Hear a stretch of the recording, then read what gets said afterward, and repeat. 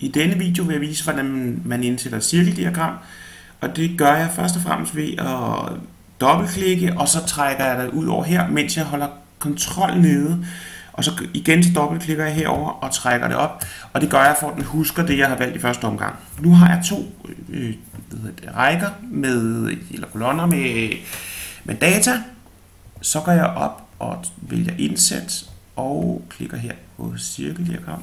Så vi tager bare et todimensionelt. Så får jeg det smidt ind. Der mangler lige nogle af punkterne. De ligger længere nede, så man kan godt trække lidt i det her, for at se nogle flere. Og det kan man så blive ved med indtil, at man har fået alle sammen frem. Men det kosmetiske må I lige sørge for selv. Og så ser det sådan her ud. Nu zoomer jeg lige lidt. Så kan man alt muligt med at indsætte nogle procenter og sådan. Det kan I jo selv rode med. Men det er dybest set det.